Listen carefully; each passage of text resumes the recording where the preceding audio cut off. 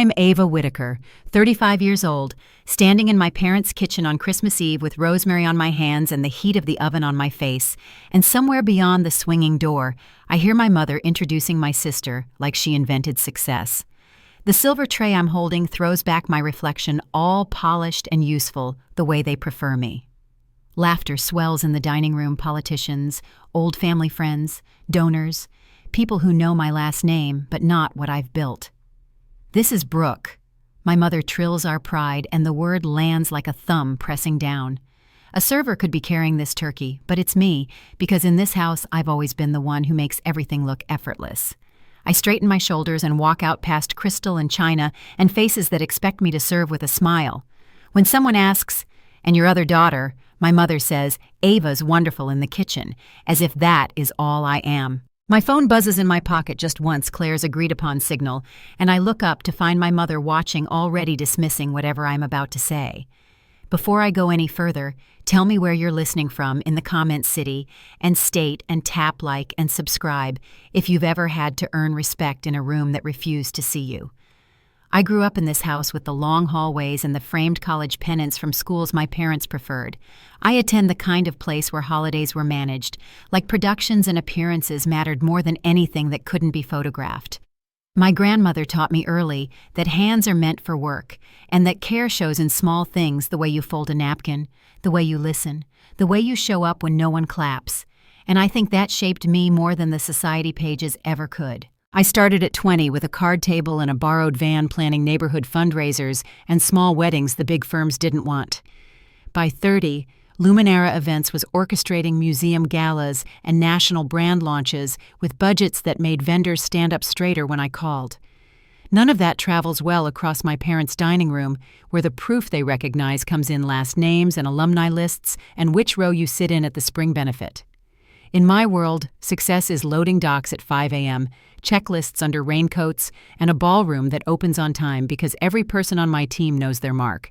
In theirs, success is smooth conversation and the illusion that things just happen. I don't fault the house for having rules, but you learn what those rules cost. At family dinners, I became the capable one, the problem solver who could carve turkey in crisis with the same knife, and somewhere along the way, that title swallowed the rest of my name. Brooke, who is bright and smooth and made for rooms like this, learned to shine where I made things shine. The contrast was always part of the arrangement.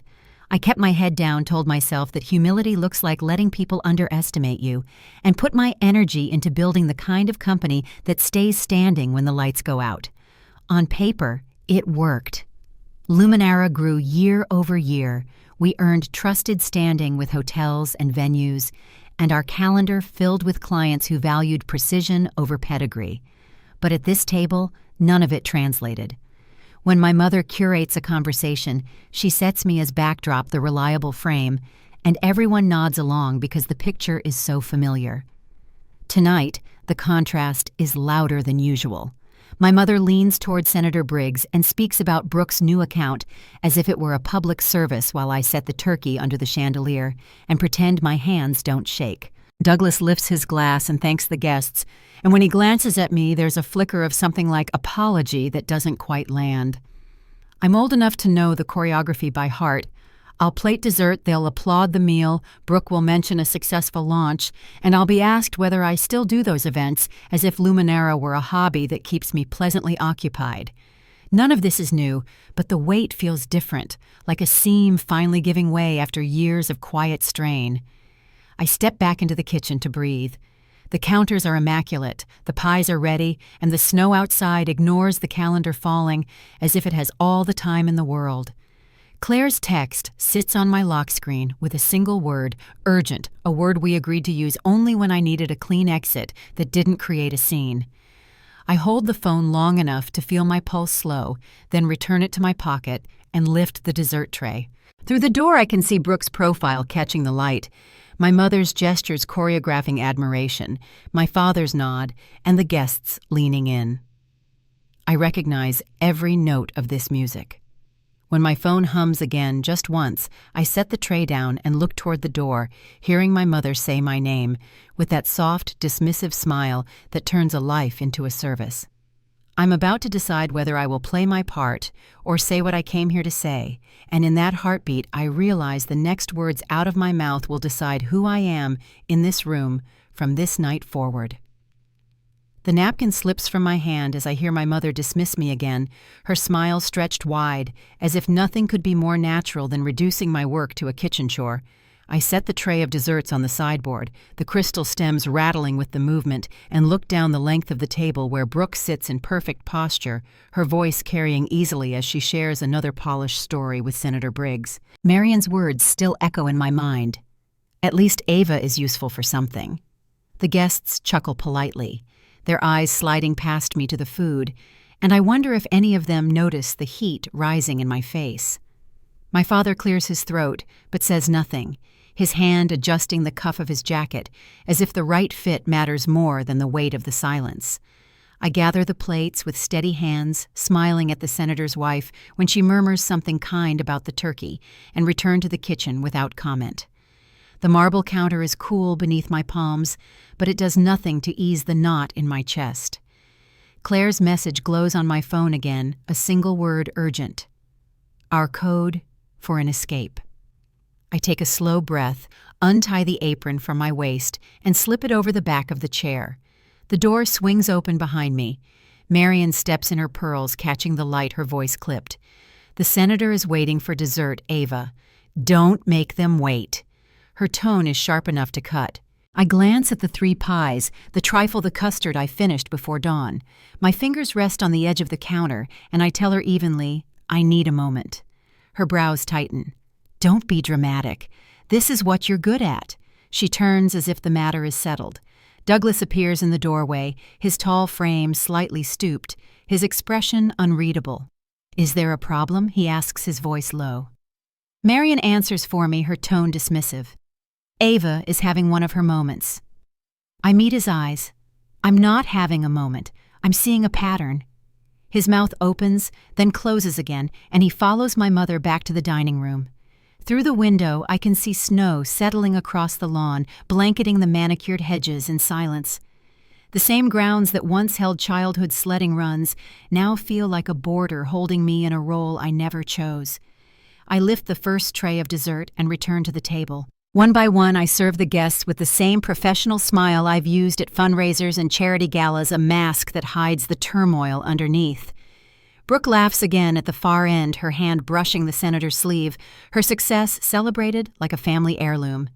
As I set down the last plate, my phone vibrates once more. Claire's name lights the screen, her timing deliberate. The decision presses in on me, stay and play the part, or step into my own life. I slip the napkin from my arm and say quietly, I have to go. Business emergency. Marion's face hardens. On Christmas Eve? Surely it can wait. I meet her eyes. It's the Seaforth contract. The faintest flicker crosses her expression. She knows the name.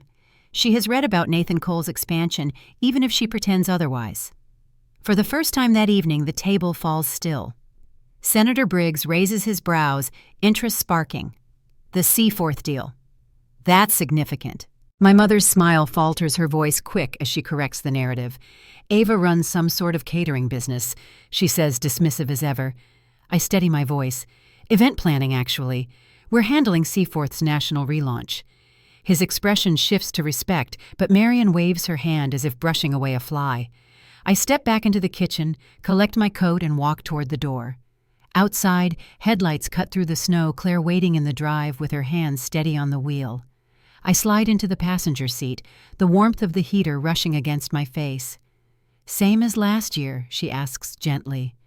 Worse, I answer. They know exactly what I do. They just choose not to see it. The house fades in the side mirror as we drive away, its windows glowing against the dark. My voice is quiet but firm. This is the last holiday I will spend as their servant. Claire nods without a word, and we leave Connecticut behind the tires, cutting clean lines through the snow. 3 days later, I push open the carved oak doors of the Whitmore Club, the scent of polish and old wood thick in the air. I'm there only to retrieve a portfolio I had left in my father's study, certain the family would be tied up in their board meetings. The marble floor gleams beneath the chandeliers, the portraits watching with stiff expressions. I pause at the sound of laughter down the corridor, my sister's voice unmistakable. I move closer. The door to the reading room opened just enough to let words spill through. The timing couldn't be better, Marion says, her voice low but clear. Ava has no idea we know about Seaforth. Brooke laughs lightly. The Cole family is on the board. Their daughter confirmed it's worth over $2 million. My pulse pounds in my ears. Douglas's voice joins rougher than usual. Keep your voice down. Brooke's reply is careless. No one's here on a Wednesday afternoon.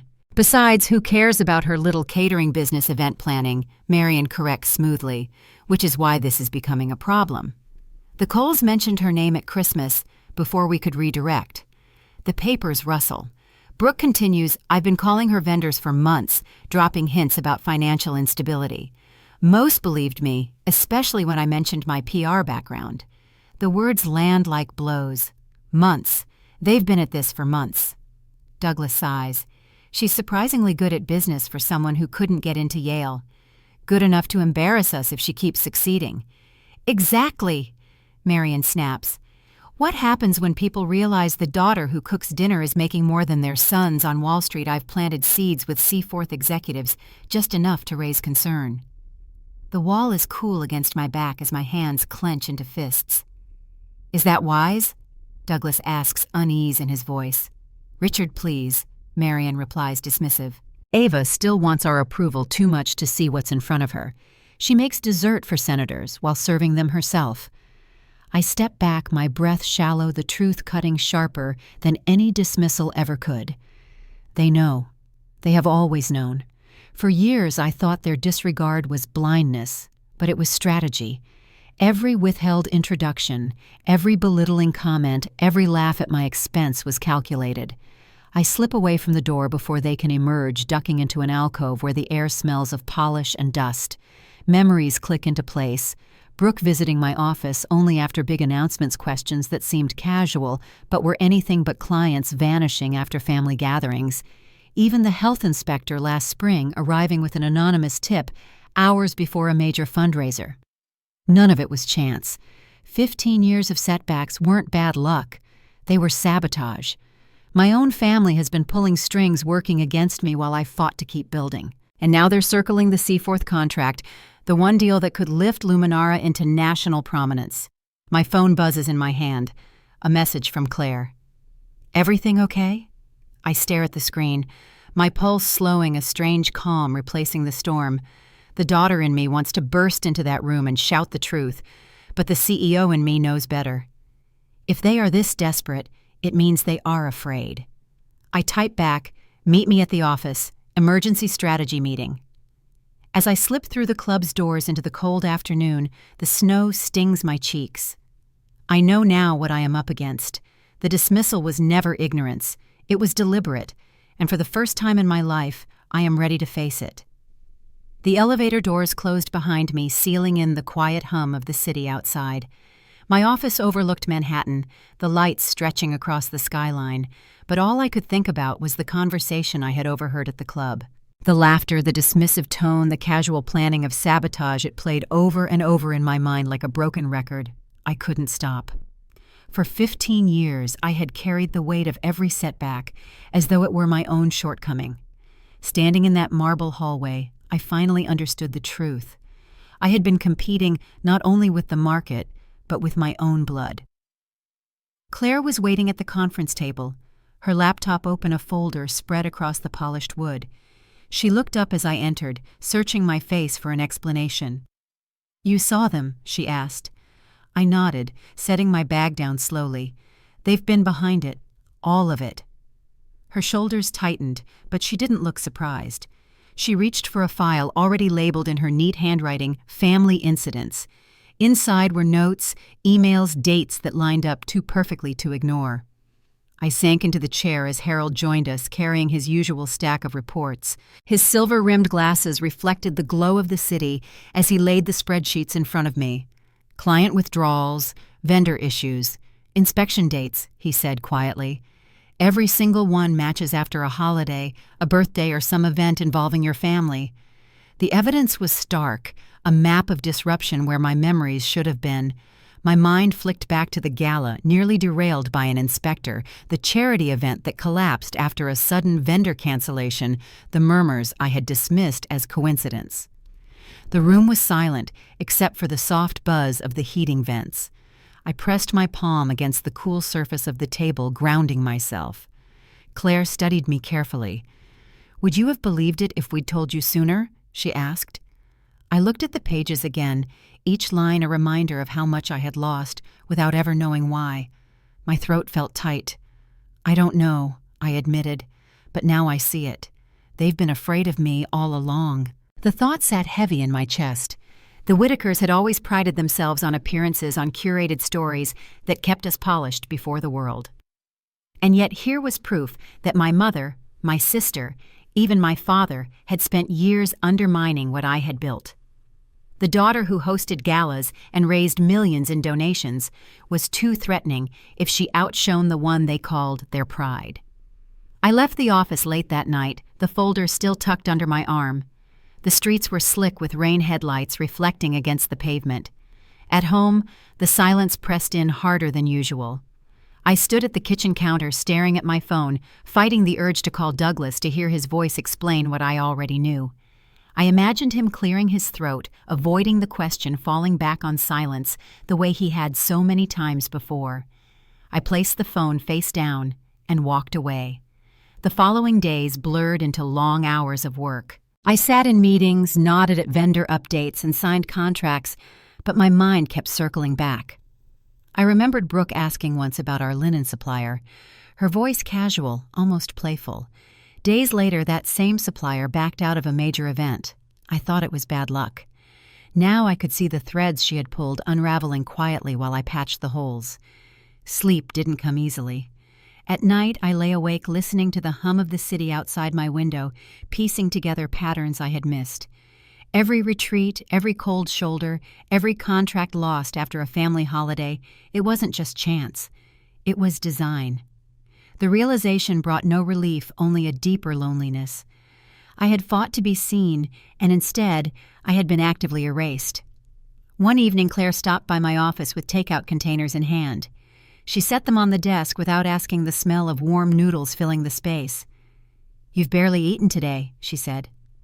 I picked up a fork, grateful for her presence. We ate in silence for a few minutes until she said softly, "They'll try again, you know." I nodded, the words heavy but true.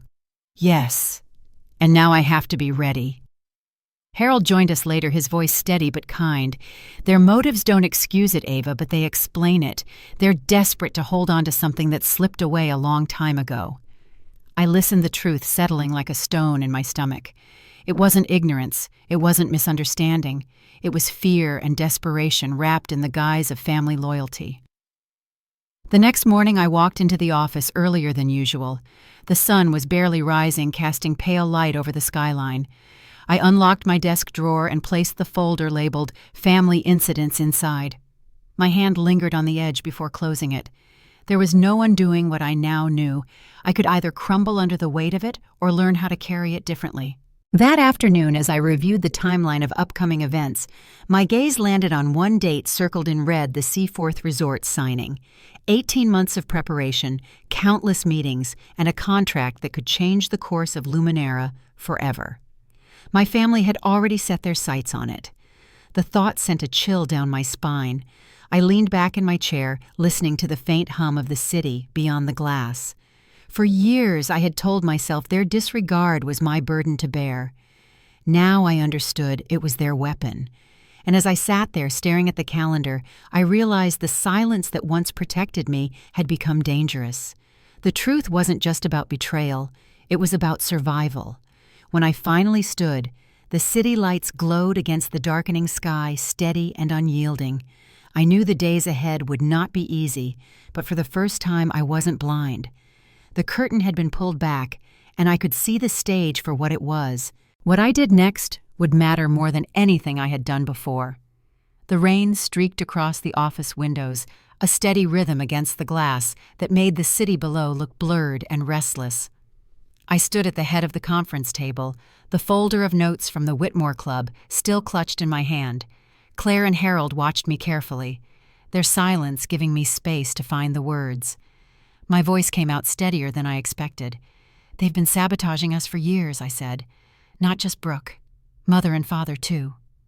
The truth hung in the room undeniable and sharp. Claire closed her laptop slowly, her eyes fixed on mine. "Then we need to document every piece of it," she said. "Not just what you overheard. We build a record they can't deny."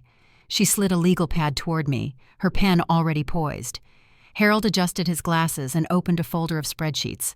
"I mapped the client cancellations against your family calendar," he explained. "The correlation is too strong to ignore." He turned the pages toward me, the red circles on the chart lining up with birthdays, holidays, and country club events. I sank into the chair at the head of the table, staring at the evidence that now made sense of 15 years of confusion. "Why now?" I asked quietly. Harold leaned forward, his voice calm. "Because Seaforth is the biggest contract you've ever landed. It threatens their narrative. If you succeed, Brooke's work looks smaller, and Marion can't allow that." His words fell heavy but true. Claire's voice was firmer. "They're not acting from ignorance, Ava. They're acting from fear." I nodded, the anger in me hardening into something sharper. For years I had walked into their house, seeking acknowledgement, as though the right smile or the right meal would make them proud. Now I understood there was nothing to win. They had seen me clearly all along and chosen to push me down. That realization cut away the last threads of hope I had been carrying. The next morning, I arrived early before most of the staff. The office was quiet, the glow of the skyline fading as daylight broke. I unlocked the supply cabinet myself and pulled out binders, setting them on the table one by one. Claire joined me minutes later, with her tablet in hand, her auburn hair damp from the rain. "We start today," she said simply. Together we built a wall of proof inspection reports, vendor statements, even notes of whispered concerns traced back to familiar voices.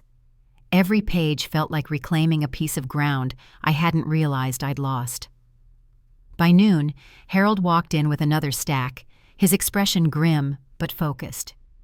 "I've contacted 2 outside auditors," he told me. "If Horizon or Seaforth question us, we'll have certified records ready." He laid out the financials each year of growth and profitability lined up in neat rows. They can spin stories all they want. The numbers don't lie. I studied the reports, the columns of figures representing nights of planning weekends, sacrificed entire years where I poured myself into keeping the company alive. Seeing it documented so cleanly gave me a steadiness I hadn't felt in days. We worked late into the night, the 3 of us side by side. At one point, Claire ordered food and insisted I eat, setting a bowl in front of me like she had so many times before. Harold rubbed his temples, muttering about percentages, but his eyes brightened when the graphs aligned the way he expected. This wasn't just business anymore. It was defense, a shield forged from every choice I had made to run Luminara with integrity. By Wednesday, the conference room walls were lined with timelines and charts. Claire pointed to one red flag after another. "Here," she said, tapping a date. "You met with the Vanderbilt Foundation on Monday." By Wednesday, Marion had lunch with Mrs. Vanderbilt. They backed out Friday. I remembered the sting of that loss, how I had blamed myself for missing some detail in the pitch. Now I knew the detail had been manufactured. At one point I walked to the window and pressed my palm to the glass. The city stretched endlessly before me, each light a reminder of how far I had come on my own. For years I had carried their disregard like a weight on my shoulders. Tonight, for the first time, I felt it fall away. I wasn't a daughter seeking validation. I was a CEO defending her company. Claire's voice pulled me back. "Ava, this isn't just about proving your innocence. It's about protecting what you've built." She looked at me with steady eyes. "If they're willing to go this far, they won't stop." Harold nodded. "We need contingency plans. Financing alternatives, vendor reassurances, prepared statements. If they try to weaken us, we answer with strength." I sat back down and opened my planner, flipping to the calendar page. My pen hovered over the red circle marking the Seaforth signing. "Then we don't just prepare," I said. "We anticipate. Every move they make, we counter before it lands." The words felt different on my tongue, not defensive but deliberate. My family wanted a war of shadows. I would fight in daylight. The hours stretched into early morning, the office quiet except for the sound of keyboards and the scratch of pens. At midnight, Claire placed a fresh stack of notes in front of me, her handwriting sharp and precise. "This is everything we can prove," she said. "Now we build the strategy." I looked at her, then at Harold, who sat with his jacket off sleeves, rolled his expression weary but resolute. They weren't just employees, they were the people who had stood beside me when no one else would. My chosen family. I leaned forward, resting my hands on the table. Document everything I said, every rumor, every call, every time a vendor hesitates. We're not just defending the C4th deal, we're protecting Luminara itself. Claire nodded, typing quickly.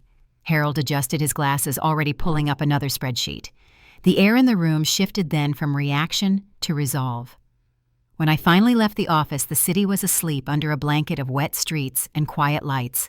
The rain had stopped, but the air still smelled of it, clean and sharp. I walked to my car and paused, looking back at the tower where the office lights still glowed. For the first time since the Whitmore Club, I didn't feel hollow. I felt steady, prepared, awake. The next step would not be easy. They would push harder, dig deeper, and strike where I least expected. But as I started the engine and pulled into the empty street, I knew something had changed. I was no longer standing in their kitchen apron tied around my waist. I was standing in my own boardroom, pen in hand, ready for whatever came next. And deep down, I knew the first move had been theirs. The next one would be mine. The folder of evidence rested on the passenger seat beside me as I drove toward Bellamy's, the restaurant where Brooke had agreed to meet. The city was alive with midday traffic horns, echoing pedestrians rushing past storefronts, but my mind was fixed on the papers I had sorted the night before. Health inspector reports, vendor complaints, even transcripts of conversations that tied back to her. Each page was a piece of the puzzle, and today I intended to set it before her where she could no longer pretend. I arrived 20 minutes early, asking the maitre d' for a table near the windows overlooking Main Street. He raised his brows when I requested something so central. My usual choice was the quiet garden view, but he nodded and led me to a round table polished to a shine. "Perfect," I said, arranging the documents neatly beside my water glass. The bustle of the lunch crowd surrounded me, the sound of clinking glasses and steady conversation providing cover. I wanted witnesses. Brooke entered 5 minutes late, her heels clicking across the marble floor. She wore a cream suit with pearl earrings, her blonde hair styled into a chignon that made her look every bit the rising PR executive. She leaned down, brushed her cheek against mine, and slid into the seat opposite me. "You look tired," she said lightly, unfolding her napkin. "Big events must be exhausting." I held her gaze. "They are, especially when someone calls inspectors the day before." Her fingers froze on the menu, a faint widening of her eyes before she recovered. "What are you talking about?" she asked. I lifted the top page from the stack and slid it toward her. "The inspector's report. They mentioned who called them. It was you." The restaurant noise continued around us, but at our table the silence was heavy. Brooke pushed the paper back without reading. "You're being ridiculous." I placed another document on the linen tablecloth, the pattern of anonymous complaints I had traced back to family gatherings. Every time I mentioned a client, there was a complaint within 48 hours. Her cheeks colored, but she kept her voice low. "I don't have time for this." "Make time," I said. My voice stayed even, the kind of calm I had learned in boardrooms where millions were at stake. "I also have transcripts of you contacting vendors pretending to work for Luminara." Her eyes darted around the restaurant, scanning the tables nearby. "Mother's here," she said suddenly, her relief visible. I turned to see Marian approaching her burgundy dress, elegant, her expression tightening as she took in the papers spread before us. "What is all this?" she asked, sliding into the seat beside Brooke. I leaned forward. "Evidence. Proof of deliberate interference with my company." Marian's face hardened. "That's a serious accusation." I placed the inspector's report in front of her, backed by serious proof. The inspector confirmed Brooke called claiming food safety concerns. "We were concerned about your standards," Marian replied smoothly, her voice dropping to a whisper. "After hearing about that unfortunate incident at the Monroe wedding." I shook my head. "There was no incident. That was a rumor," Brooke started. "We have never had a single case of food poisoning at any Luminara event." A waiter approached with water, and Marion dismissed him with a wave. She turned back, her voice honeyed but her eyes sharp. "You've always been dramatic, Ava. We're simply protecting the family's reputation." I met her gaze.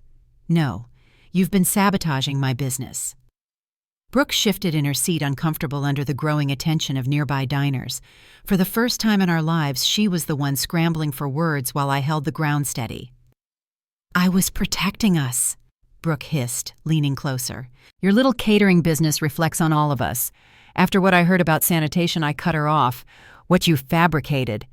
Luminara has perfect health scores higher than any competitor in the state." Marion reached to steady her daughter's arm. "Perhaps we should talk privately." I shook my head. "We've had 35 years of private. Today we do this here." A murmur rose from the table beside us, proof that people were listening. Brooke's composure slipped further, her voice trembling. "Fine. I called the inspector. I heard concerns from the Hendersons." I slid another page across the table.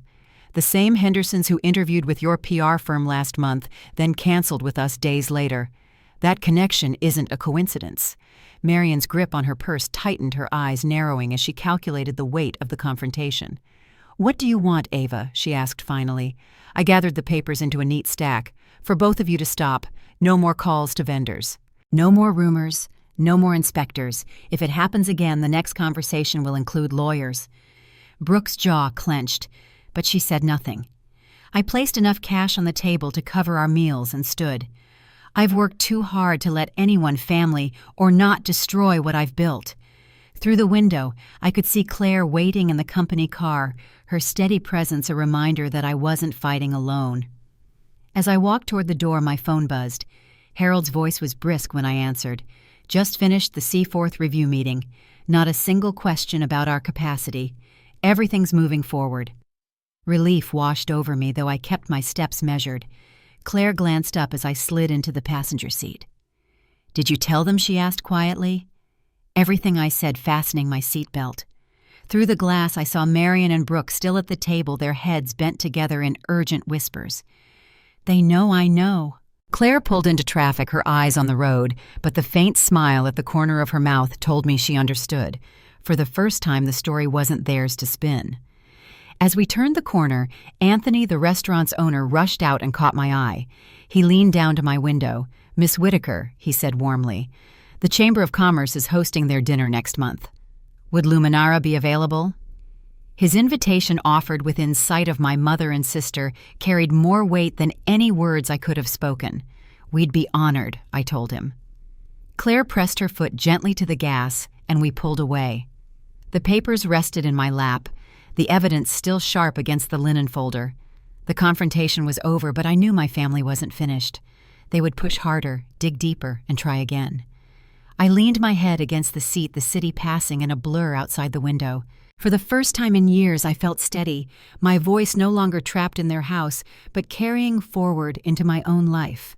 Whatever they planned next, I was ready. The call came late in the afternoon, the kind of message that tightens the air around you before the words even settle. Horizon's CEO had requested an emergency board meeting, and every instinct told me my family was behind it. I placed the receiver back in its cradle and stared at the skyline through my office window. Claire stepped in, reading my expression without needing to ask. "What happened?" she said. I turned toward her slowly. "They went to Horizon, directly. The board wants answers tomorrow morning." Harold joined us moments later, his hands full of spreadsheets. He set them down carefully, his eyes moving between us. "Tell me what they did." I relayed the message word for word. His jaw tightened, though his voice stayed calm. "Then we prepare. Tonight." The three of us settled into the conference room, the polished table quickly covered with files, laptops, and stacks of documentation. For 15 years, I had believed persistence alone would protect Luminara. Now I understood that clarity and evidence were my shield. We worked long into the night.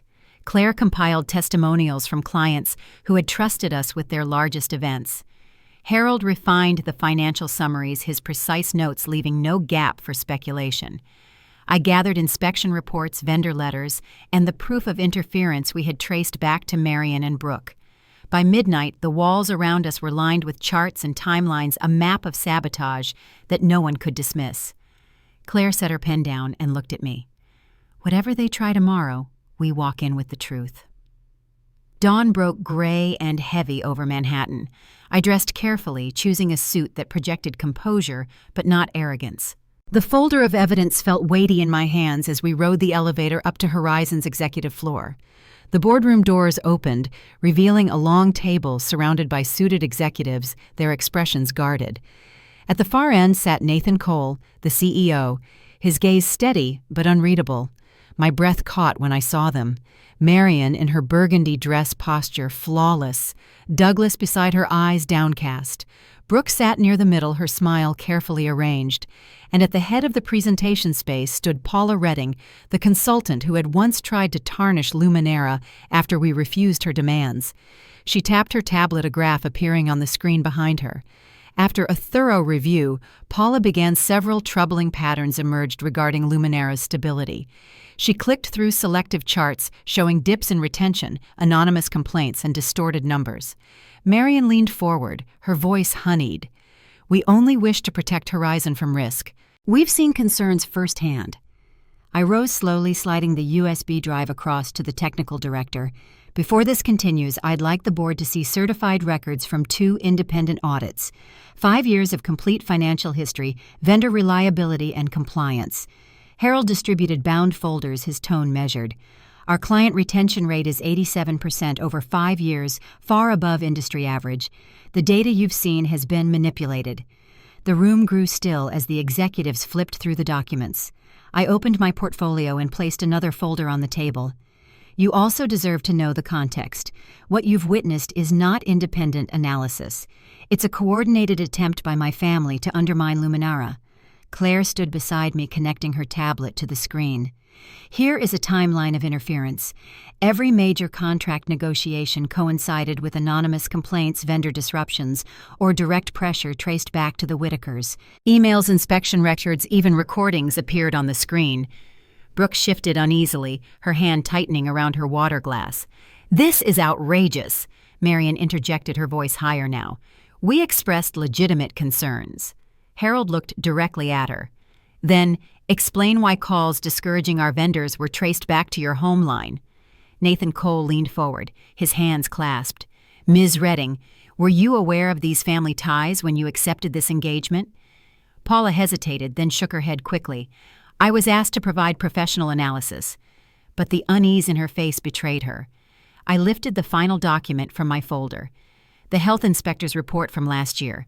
It clearly states the caller identified themselves as family of the owner. That caller was Brooke. Murmurs rippled through the room. One of the executives spoke up. "I received a call last week from Ms. Whitaker," she said, looking directly at Brooke. "She introduced herself as a concerned colleague and questioned your capacity to handle this contract." Brooke's composure cracked, her voice tight. "I was only sharing information." I stepped forward, meeting her eyes. "You've never set foot in my office, Brooke. You've never attended a single event. You don't know my company, but you've tried for years to destroy it." The silence that followed was heavy. Nathan Cole cleared his throat. "This appears to be a matter of personal sabotage, not professional risk. Horizon values integrity, and integrity is what we've seen from Luminara here today." He turned toward Marion and Douglas. "Any further interference with our negotiations will result in legal action." The words landed with finality. Marion gathered her purse, Douglas rising slowly beside her. Brooke followed, her face pale, her steps stiff. Paula collected her materials, avoiding every eye in the room. The door closed behind them, leaving only the board and my team. Nathan Cole looked at me. His expression softened.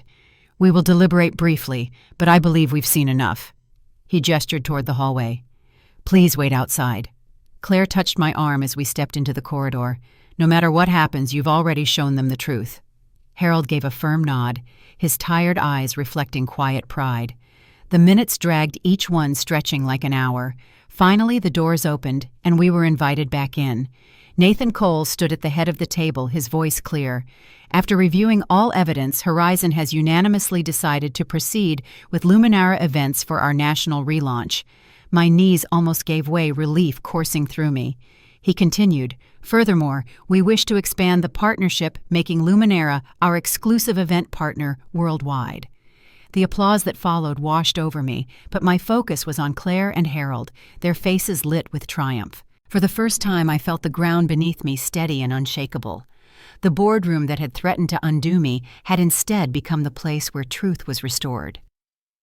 As we left the building, the winter air felt sharper, cleaner. Claire slipped her arm through mine. "They won't recover from this," she said softly. Harold adjusted his scarf, his voice warm. "But you have." I looked back at the tower, the windows reflecting the late sun. Tomorrow, there would be new challenges, but tonight I carried something stronger than fear. I carried vindication. The press release from Horizon went live the next morning. Their words were careful but clear. Luminara Events had been awarded an expanded exclusive partnership that would stretch across every Horizon property worldwide. I read it twice before setting the paper down on my desk. For the first time in weeks, I allowed myself to breathe deeply. Claire appeared in the doorway, her phone in hand. "It's everywhere already," she said. "Industry boards, trade magazines, even LinkedIn. They can't spin this one away." The calls began within the hour. Former clients who had hesitated returned with apologies, eager to book again. Vendors who had grown cautious now reached out with congratulations. The tide had turned so quickly it left me stunned but grateful. Harold stepped into my office with his usual stack of papers, though this time he was smiling. "Revenue projections for next year just tripled," he said, tapping the top sheet. "We'll need more staff, offices in Los Angeles, maybe even Chicago." That evening, I sat in the quiet of my apartment, looking out over the city lights. The folder of evidence that once felt like a lifeline now sat unopened on the coffee table. The boardroom showdown had stripped it of its power. My family's tactics no longer defined me. They had been exposed, and Horizon's public confidence in Luminera had closed the door on their influence. But the fallout came quickly for them. 2 days later, Marion's name disappeared from the guest list of a high society fundraiser she had attended for years. The announcement carried no explanation, only a polite note, thanking her for past contributions. Douglas withdrew from his golf club quietly, though word reached me that several members had raised questions about his role in the Horizon debacle. Brooke, who had once been courted as a young PR star, lost 2 of her firm's largest accounts within a week. The industry that had embraced her suddenly remembered how small her track record truly was. I didn't take pleasure in it, but I couldn't ignore the symmetry. For years they had tried to keep me invisible, and now they were the ones fading from the circles they valued most. At the office, however, we were moving in the opposite direction. Claire spearheaded the onboarding for new Horizon projects, while Harold negotiated favorable terms with vendors eager to secure long-term contracts. I poured myself into the work not out of desperation this time, but from a sense of momentum I had never known. 3 weeks later, Horizon hosted a gala to announce the partnership formally. The ballroom shimmered with silver accents and towering arrangements, a space we had designed down to the smallest detail. As I stood near the stage, Nathan Cole took the microphone and spoke warmly about integrity, resilience, and partnership. When he named me directly, the applause carried a weight that silenced any memory of my mother's dismissive smile. I felt Claire squeeze my hand, and Harold nod from his seat, quiet pride radiating from both. After the speeches, a group of young women approached me, event planners, assistants, entrepreneurs, just starting out. One of them, barely 25, asked how I had kept going when people doubted me. I looked at her face, so eager and uncertain, and realized I had an answer I wished someone had given me years ago. That night, the idea for the Aurora Foundation took root. A program to mentor and fund women who had been underestimated or dismissed, giving them the resources I had once struggled to find. We launched the foundation quietly at first, but word spread. Within 6 months, applications poured in from across the country. We awarded our first grants at a luncheon filled with nervous laughter and determined voices. Watching those women accept their awards, I felt something shift in me. This was no longer about proving myself against my family. It was about building something larger, something that would outlast all of us. Meanwhile, Marion tried to reach out. A letter arrived at the office one morning, her handwriting neat and deliberate. She wrote of misunderstandings, of regret, of hoping we could meet. I folded it once and placed it in a drawer. Douglas called twice, leaving messages that trailed into silence. Brooke never contacted me directly, though I heard she had taken a position in a much smaller firm, far from the spotlight she once craved. Their voices were quiet now, replaced by the steady hum of my team, working late into the evening, building the future they once tried to dismantle. The following quarter, Luminara's growth surpassed every projection. We opened new offices in Los Angeles and Miami, and plans for Chicago were underway. Vendors signed contracts for years instead of months. Our staff doubled, then tripled, filling the office with new energy. The company I had built on sleepless nights and endless determination had become something undeniable. Yet in the midst of all the expansion, I carved out time for the foundation. Every story I heard reminded me of those years when I carried doubt like a second skin.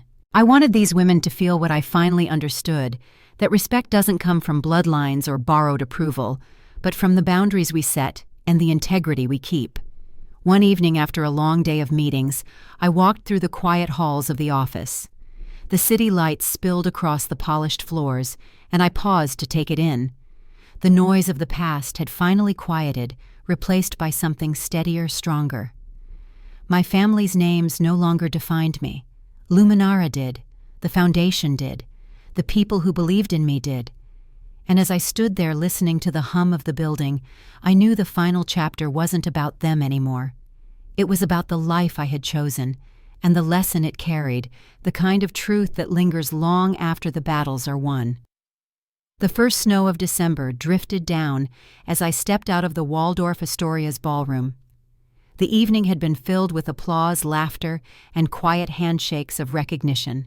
Yet what lingered with me most wasn't the success of Luminara events or even the foundation we had built.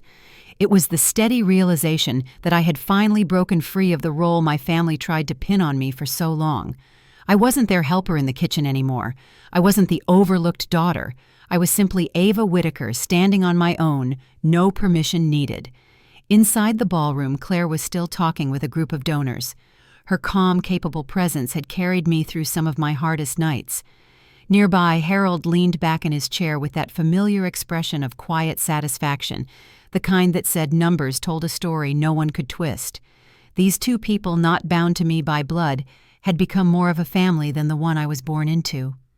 They didn't need to be reminded of my worth. They had seen it, believed in it, and helped me protect it when everything was at stake. Toward the end of this night, I noticed Marion, Douglas, and Brooke standing awkwardly near the entrance.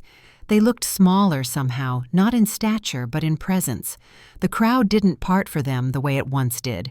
Marion's gown was flawless, her posture still perfect, yet there was a fragility about her I had never seen before. Douglas kept shifting his weight, his hands clasped like a man searching for words he no longer trusted himself to say.